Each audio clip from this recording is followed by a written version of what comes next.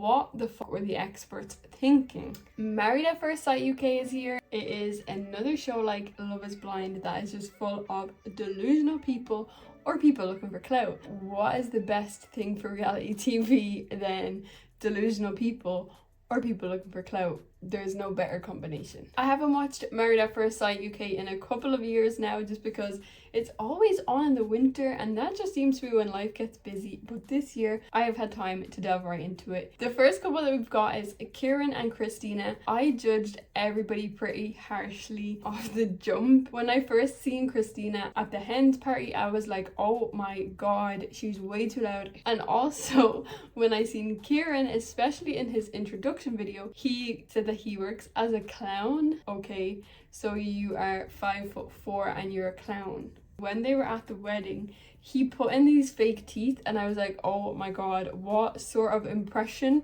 is that gonna leave?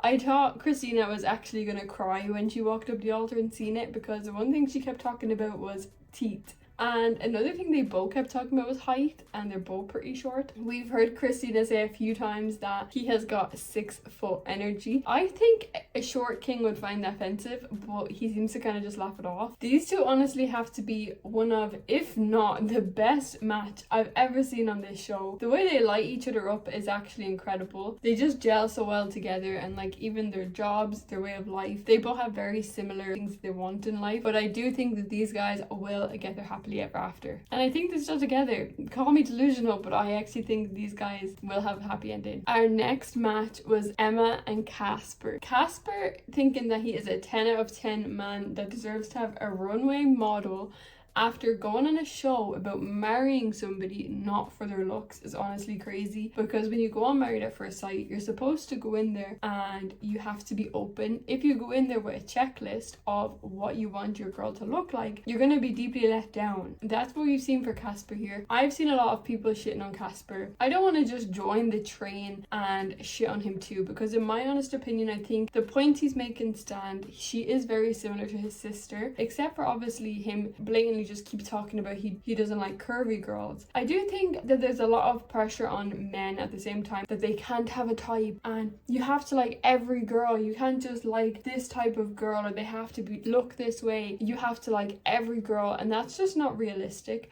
I don't understand why women can have a checklist of what they want and what they want their man to look like, but a man can't have the same thing. It's just a little bit frustrating when it comes to shows like this, but at the same time, it's on the experts as well. I'm sure from seeing Casper for not that long that the experts sitting with him for hours and hours and hours, which they claim to do, and which if they don't do, they should do, because you're setting people up to marry each other. They should know that Casper has a very specific type, and by putting him with somebody that's the opposite of that, you're just setting the girl up for failure. They don't know each other, so at the end of the day, although everyone should respect each other, they all have to be honest with each other. Wouldn't it be worse if Casper sat and said, oh yeah, I think you're beautiful, and they're sleeping together and now Emma's attached and it ends up in tears? He was honest from the get-go, and I think this is very much on the experts for even setting them up together. It's not the end of the world that Casper doesn't find her attractive. He doesn't have to find her attractive, but he also needs to be open to the process that he signed up for, that it is Married at First Sight. But I do also think that they did pick somebody that was extremely similar to his twin sister, which he has mentioned a couple of times now. She is very similar to his twin sister. Even the way they talk, the way they look, everything about them is very similar. And we have noticed that Casper actually has a terrible relationship with his family, especially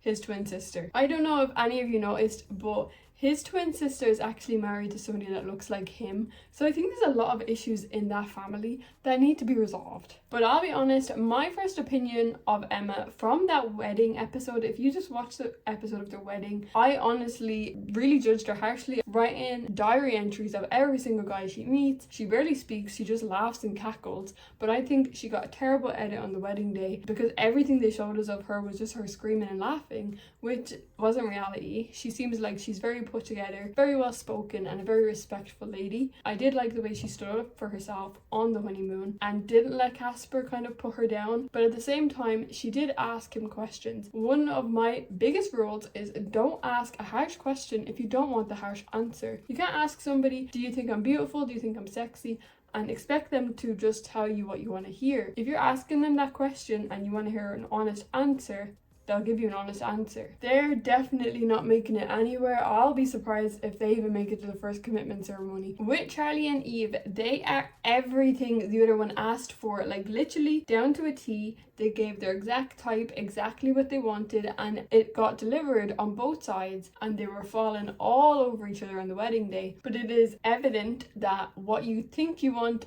isn't actually what you want. On the honeymoon, they absolutely hated each other from the first day. I did see everyone cheating on Eve, but I do think a lot of stuff happened off camera that we haven't seen with them two. Charlie did keep pressing Eve, like, what's wrong? Are you okay? And I mean, when you ask 3 times and I've responded already, and you keep asking, well, now I'm just gonna stand up and walk away before I get a bit angry. That's how some people work. If you can't read them signs, it's gonna get explosive. I do think Charlie was given as good as she was getting. She just kept crying about being left alone, but every time Eve tried to come and talk to her, they would end up in an argument again. I do think a lot happened off camera that we don't see, because Eve keeps talking about she was banging the door down, she was saying this to her, she was being mean to her. We didn't actually see any of the arguments except for them trying to reconcile. I don't think they're going to work. They're completely opposite and not in a good way. As I said, I judged everybody pretty harshly, and one person that I judged pretty harshly was Sasha. I thought that she was going to be completely horrible to her new husband Ross, but they were actually really sweet together. I honestly thought that they weren't going to get along, that she was going to be angry that he had a daughter, and Ross is also deaf, so I thought that she wasn't going to be kind of respectful towards that, but she really was. I think she was raised really well. You've seen her parents, and I think they're a really sweet couple together. I thought Ross was not going to accept that Sasha did not want to sleep with him on the first night,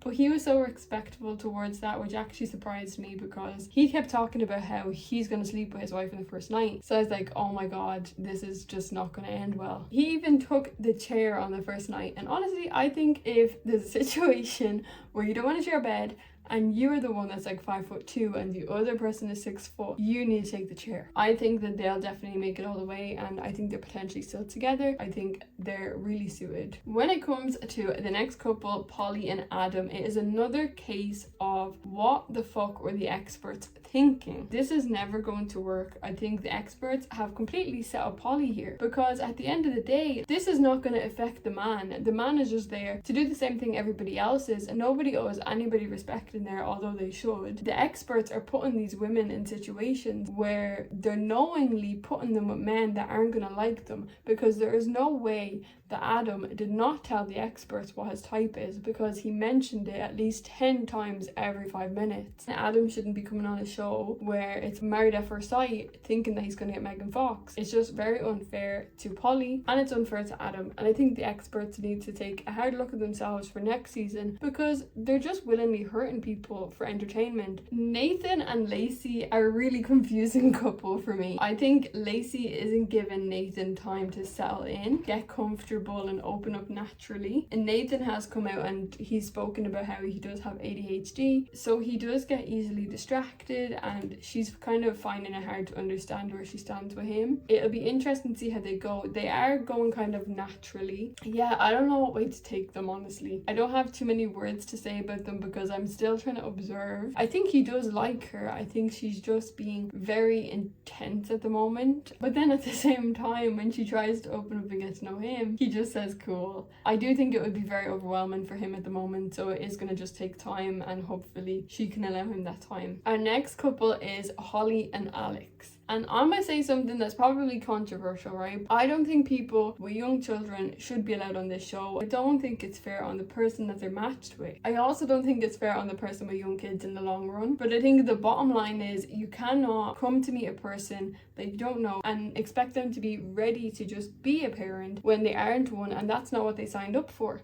They signed up to be a partner. They did not sign up to take care of your kids or to step in and be a father. I do think Alex is going to get a hard time from the public in this relationship because Holly is the louder voice, but I do think Alex is being pretty considerate in the situation. But I also think there's only so much that he will take, because honestly, if someone got mad at me for napping, best believe I'm booking the room next door so I can go and nap in peace. Even after the argument and screaming at him, she manipulated him with tears. It's just not going to end well. I think there's too much emotion there, and she has too much pressure on I'm a mum, I'm a mum, I'm a mum. And it reminds me of one of the women that we've had in Married at First Sight Australia. You came here for a husband, not to find a father for your kids. You cannot expect somebody just to be okay with that. And that's why I think people with kids shouldn't be allowed on these type of shows, because point blank period, it's just not fair on the other person. If you're going to pair them with somebody that has kids, you need to ask them if they're okay with that. Sasha and Ross, he has a child and Sasha was fine with that. But I think if the experts are going to pair you with somebody that has kids, they should ask you that. Now, Alex seemed like he was fine with her having kids. I don't know about this one. This one we're going to have to wait and see. Orson and Michelle, I think, is a really hard one to judge, because I think they could be a beautiful couple. I think something's gone on off camera with these two. Their conversations are just not kind of matching up. Something's had to happen off camera for Michelle to act the way she is. I do think she was a little bit unfair with Orson when he was trying to open up with her. Orson was telling her how he was cheated on and things from his past, and she was kind of like, why are you telling me? Why are you still hung up on things that happened 5 years ago? And I don't even think that it was that he was hung up on it. I think he was just trying to get to know her. But I do think they need to slow it down and just get to know each other. She did leave at the end of their honeymoon, so I don't know where they've left it at. But that's why I think something has happened off camera, because nothing really happened. I guess he did express that he's getting feelings for her, which was a little bit too soon, but she kind of just was like, I can't do this, and stood up and kind of left. She did mention that when they were together alone, that he mentioned he was an actor, so maybe she could think that he's doing all of this for the camera, but it is a hard one to judge. Another one with them, we'll have to wait and see. The only ones that I think at the moment are pretty solid is Kristen and Kieran and Sasha and Ross. The rest of them are pretty much a train wreck, except for Nathan and Lacy, but we don't know how they're going. I think right now they're becoming friends, and then we'll see what happens after that. But yeah, I think we're in for a good season. I think there's going to be a lot of drama, maybe too much drama and less love. It seems like that's how UK reality TV is going at the moment, so I'm interested to see when the Australian one comes back and we can watch that one, because that one's usually a little bit better. That is our first couples for Married at First Sight UK. Let me know who is your favourites so far, and we will talk at the first commitment ceremony and see where these guys are at.